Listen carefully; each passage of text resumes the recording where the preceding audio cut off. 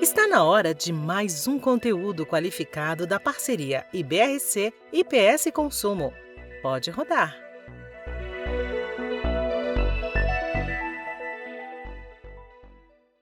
Agora, passamos a palavra para a representante do Instituto de Pesquisas e Estudos da Sociedade Consumo. Boa tarde a todas e todos. Queria cumprimentar inicialmente a secretária nacional, Juliana Domingues, ao relator desta proposta, o Luciano Tim, Frederico, enfim, todos os colaboradores e servidores da Secretaria Nacional do Consumidor, órgãos de defesa do consumidor que estão aqui, que eu vejo, também representantes do setor econômico, das agências reguladoras. Meus cumprimentos a todos por esse ambiente democrático, transparente e participativo. Acho que isso é muito importante para os consumidores brasileiros. O IPS Consumo é um instituto novo, tem 2 anos, e está baseado, em grande medida, na construção de diálogos de resultados, diálogos que têm por base o incentivo às boas práticas de mercado de consumo, o respeito ao consumidor e a contribuição às políticas públicas, né? E é nesse contexto que nós nos inscrevemos para dar um pouco aqui a nossa participação, a nossa colaboração. Primeiro, eu acho que é importante a gente contextualizar e olhar para o retrovisor, tá? Quando a gente olha para o ano de 2007, 2008, quando o decreto 6523 foi construído, como é que era o consumo, como era a sociedade de consumo e como era o Brasil naquele momento? Segundo a PNAD, né, que é a Pesquisa Nacional de Amostragem de Domicílios do IBGE, 104 milhões de brasileiros não usavam a internet. 53% apenas dos economicamente ativos tinham celulares. O faturamento do comércio eletrônico era, em 2007, de acordo com o E-Commerce Brasil, Frederico, era 6,3 bilhões no comércio eletrônico. Então, naquele contexto, né, o que a gente procurou fazer, e eu era membro naquele momento do Ministério da Justiça, a gente queria saber qual era a dor do consumidor naquele momento. A dor do consumidor naquele momento era: não encontro o canal de atendimento. Outra dor: quando eu encontro, ele não é gratuito. E uma terceira dor muito grave era: eu não consigo cancelar os meus serviços, né, o meu contrato.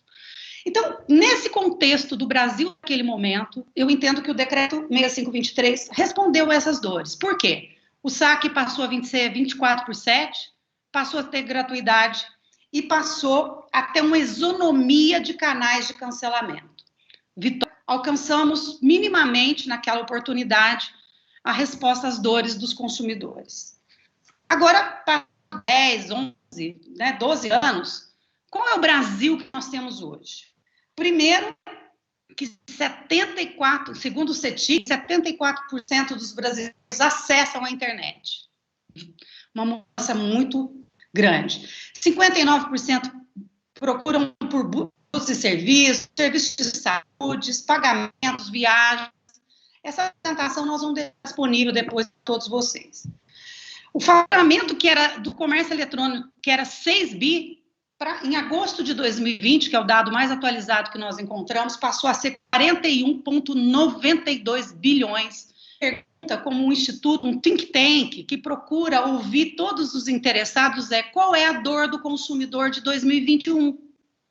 Acho que uma política pública, muito mais do que ficar na minúcia do decreto, que é importante, mas é importante que os pensadores, principalmente os servidores que atuam nessa, e os conselheiros, saber qual é a dor. Então, primeiro, eu acho que a voz do consumidor ela é tratada pelos PROCONs, do SINDEC, ali uma grande massa de dados daquilo que é dor do consumidor hoje. O consumidor.gov, né, porque ele é um sistema que goza de grande confiança do consumidor. Junto com essa voz do consumidor, o Instituto assinou uma parceria agora com o IBRC, meu colega, né, o diretor do IBRC, Alexandre Diogo vai falar mais sobre isso. Nós vamos fazer uma pesquisa, Frederico. Nós queremos ouvir consumidores e queremos ouvir também executivos do mercado e vamos entregar para a Senacom, para o Conselho e para a sociedade esta pesquisa como uma colaboração de escuta especializada. Nós não estamos desmerecendo o trabalho, talvez ele se sinta mais seguro numa voz. Então, acho que isso tem que ficar como premissa a escolha do consumidor. Segundo, qual é a dor do consumidor hoje? Ele precisa de efetividade. Antes ele precisava de acesso, de gratuidade. Hoje ele precisa de efetividade. Como é que eu descubro a efetividade? Basta olhar o transbordo. Então, os indicadores que a Senacom está buscando, começa a olhar para o transbordo. Como é que eu olho para o transbordo? Eu começo a analisar a conduta das empresas a partir dos indicadores públicos. É um bom indício se o saque tal não está funcionando. O quanto as pessoas estão reclamando em PROCON, estão realizando, e o quanto essas efetivas reclamações dos consumidores são solucionadas pelas empresas, porque os erros acontecem, as falhas acontecem. O que a gente tem que perguntar para as empresas e estimular as empresas é: vamos melhorar os indicadores de efetividade de solução a partir dos indicadores que nós temos. Outro instrumento que nós temos é a ouvidoria. As ouvidorias são criadas pelos órgãos reguladores. Tem um relatório de atividade das ouvidorias. Vamos ouvidorias como instrumentos de fiscalização e monitoramento do saque. Já estão estruturadas, as empresas investiram, capacitaram, certificaram as suas ouvidorias. Vamos olhar para as ouvidorias, não vamos inventar um novo mecanismo. Vamos valorizar o que tem aí. E, por último, nós temos que criar indicadores para estimular as empresas boas práticas. Vamos pôr as empresas, de uma maneira geral, reguladas, especialmente as reguladas, né, que têm os seus limites regulatórios, a inovação, a mostrar agilidade. Será que nós vamos ter que dizer para o Estado tem que dizer como é que as empresas cuidam dos seus clientes no século XXI? Não é? Quer dizer que nós temos que chegar nesse ponto, parece que a gente está voltando no retrocesso, nós estamos voltando um tempo atrás. Então, acho que a gente tem um NPS, que é um indicador aí que todas as empresas buscam. Para vocês terem uma ideia, todas as empresas de capital aberto hoje, elas têm que mostrar o seu NPS para os seus acionistas. Então, eu penso que é um momento da gente pensar em estimular boas práticas.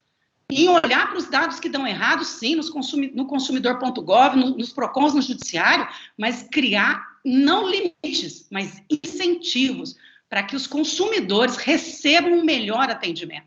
Senão nós vamos começar a intervir e talvez a gente crie desincentivos. O IPS Consumo está à disposição, né, de todos os que aqui estão.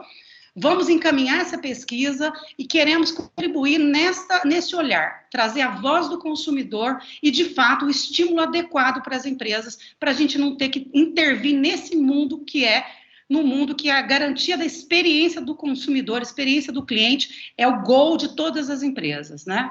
Principalmente numa época de muitas redes sociais e discussões públicas. Era isso, desculpa, eu me agarrei um pouquinho, mas peço desculpas e agradeço imensamente oportunidade. Espero que desse debate público, transparente e aberto, a gente possa entregar uma política pública melhor para o nosso país, que é isso que todo mundo que está aqui, a Senacom, as empresas, as entidades, com certeza que é o que elas querem. Obrigado, doutora Juliana Pereira, ex-secretária nacional do consumidor, né? É uma alegria muito grande recebê-la aqui nessa audiência pública e, por favor, fique à vontade, aí, gostamos muito aí de receber informações. O próximo é o IBRC, Instituto Ibero-Brasileiro de Relacionamento com o Cliente. Está presente aqui na diretoria IBRC. Sim. Por favor. Bom, boa tarde a todos, é um prazer estar aqui com vocês. Eu queria começar agradecendo a Senacom, cumprimentando a Senacom e a todos aqui presentes pela audiência e por essa festa da democracia, né? Eu acho que é fundamental a gente, nesse momento, tratar dessa questão da reformulação do Decreto 6523. O Instituto IBRC, que eu presido, a gente está fazendo 25 anos esse ano e a gente participou de forma bastante ativa aí na geração da necessidade, na geração do interesse social pelo Decreto 6523, quando, lá nos idos de 2006, nós fizemos a primeira análise dos saques que foi feita no Brasil, que foi em parceria contratados pelo Inmetro e que foi ao ar no Fantástico durante alguns domingos consecutivos, e a gente, então, levantou para as autoridades a necessidade de um olhar específico para o saque, para o serviço de atendimento ao consumidor. E como a Juliana disse, né, a Juliana Pereira, ela disse, naquele momento as dores do consumidor eram muito diferentes das dores do consumidor de hoje, e o decreto 6523, que tomou aí a alcunha de lei dos saques, ele cumpriu com muita braveza aí a esses objetivos. Nem todos foram debelados e alguns retrocederam, né? Infelizmente, nos últimos anos, a gente viu alguns retrocessos, inclusive em questões básicas como o cancelamento e como o acesso, né? Que o decreto veio e, durante um bom tempo, ele debelou isso de forma bastante interessante, bastante inteligente, né? E, de fato, hoje a gente tem um novo Brasil, a gente tem novos brasileiros, a gente tem um marco digital aí, a gente tem a evolução digital, e tudo isso não pode ser desconsiderado. Então, de fato, é muito relevante, por isso a gente parabeniza a Senacom, o Conselho Nacional de Defesa do Consumidor, pela iniciativa. A gente acha que realmente é fundamental, e por isso a gente vem aqui trazer a nossa contribuição, né? A gente entende que existem algumas questões que precisam ser aprofundadas. A gente precisa dar um olhar um pouco mais aprofundado para algumas coisas muito relevantes, né? Como, por exemplo, um levantamento mais a miúde das necessidades reais do consumidor, né? O que exatamente, e a gente chama isso de aprofundamento, porque a gente enxerga aí que a Senacom já fez um trabalho inicial, né? A gente se congratula de novo, parabeniza de novo, e principalmente pela iniciativa, né? Mas a gente acredita que existem alguns aprofundamentos fundamentais. Então, ouvir um pouco mais o consumidor, e como a Juliana anunciou, a gente está em campo, nesse momento, com uma grande pesquisa nacional, onde a gente vai estar ouvindo aí mais de 5 mil brasileiros, com uma análise absolutamente relevante, com grande aprofundamento estatístico, enfim. E a gente quer contribuir dessa forma, trazendo um pouco, de forma mais técnica, porque o IBRC está há 25 anos trabalhando nisso, fazendo isso, né, no Brasil. A gente quer contribuir de uma forma um pouco mais técnica nessa questão assim, de quais são as dores do consumidor efetivamente. Um outro lado muito importante, que também outra pesquisa está em campo, a gente está fazendo aí, trazendo quais são as dores das empresas, quais são as dores dos executivos. Eu lembro muito fortemente que quando a gente começou o Decreto 6523, quando ele foi lançado, eu ouvia muito de executivos de clientes, de executivos responsáveis pelo cliente das empresas, um alívio, porque o decreto trouxe, a lei dos saques trouxe para as áreas de atendimento, primeiro, um olhar fundamental, que elas dificilmente tinham dentro das organizações. O marketing era o soberano e não o atendimento ao cliente, uma verba, né, necessária para fazer o atendimento, para fazer o pós-venda, e não só o pós-venda, o atendimento de uma forma geral. E, principalmente, eu acho que alguém comentou, antes de mim, eu acho que a grande vitória do Decreto 6523 foi trazer para as empresas cultura de saque, cultura de atendimento ao cliente. É preciso atender. E naquele momento a gente precisava de minúcias, precisava de tempo específico, embora tempo nenhum, né, seja muito ruim, né? Então temos que ter uma regulamentação mais objetiva também. Então a gente também está fazendo uma pesquisa com executivos. O IBRC há 11 anos faz o mais importante estudo de atendimento ao cliente do Brasil, né? Nós fazemos o ranking nacional de atendimento ao cliente, e que a gente ranqueia as melhores e piores empresas de atendimento ao cliente do Brasil, e a gente apresenta isso na revista Exame, a nossa parceira que publica, né, esse ranking. E a gente, então, chamou os finalistas, que dá mais ou menos umas 300 empresas, dos 3 últimos rankings, para responder essa pesquisa conosco. Uma pesquisa totalmente qualitativa, com bastante viés qualitativo, vai dar para a gente muito qualitativo, para entender quais são as dores das empresas, como é que elas e quais são os processos, que coisas a gente pode tomar como best practices objetivamente. A gente falou muito, e eu acho que isso é fundamental e sensacional, quais são as melhores práticas que já estão em uso, né? A representante da Abrarec falou uma coisa muito importante.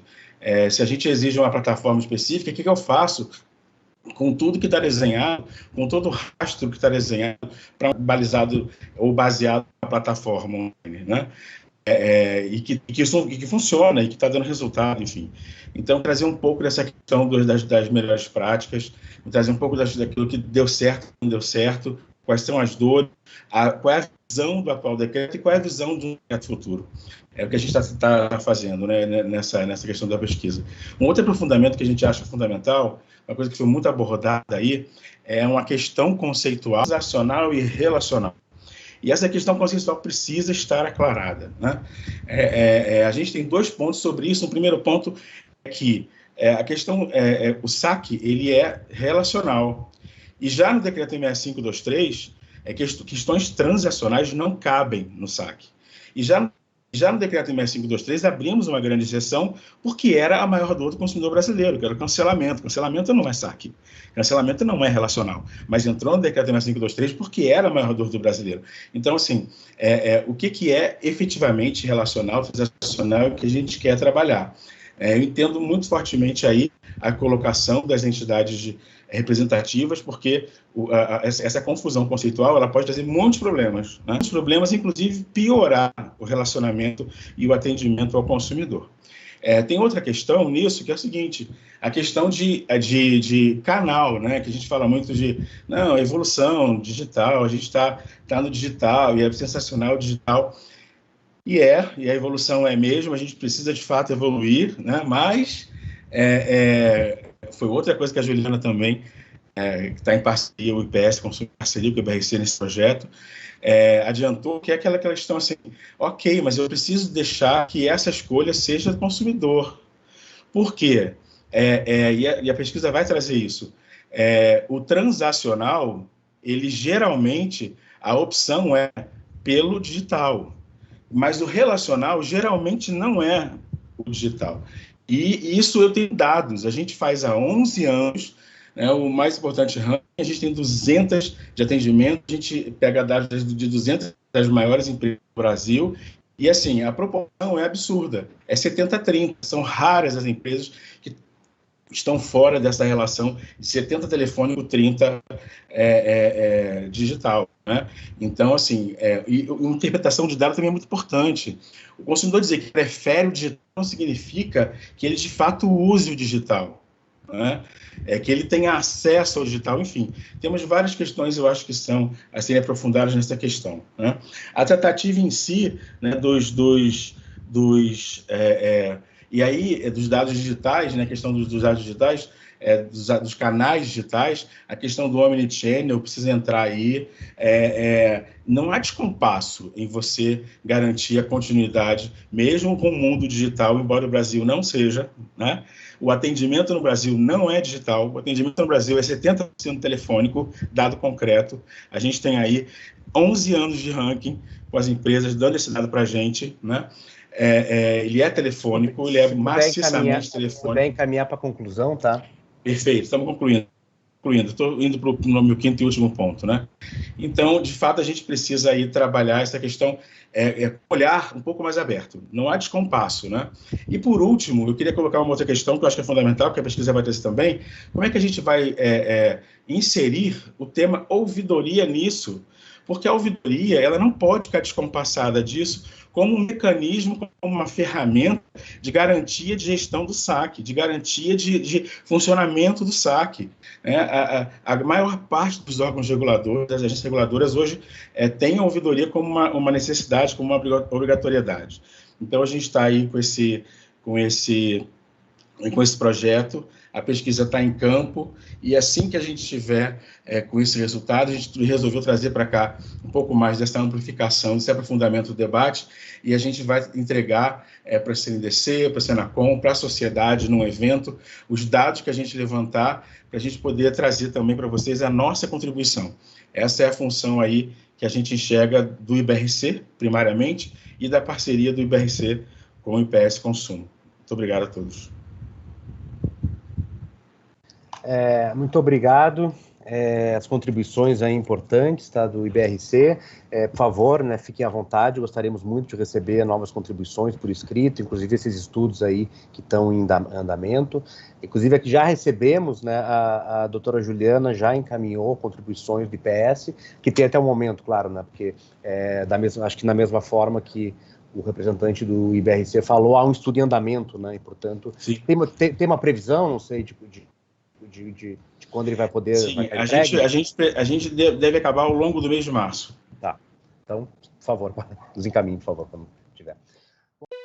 IBRC e IPS Consumo. Juntos, vamos amarrar todas as possibilidades e visões. Traga a sua.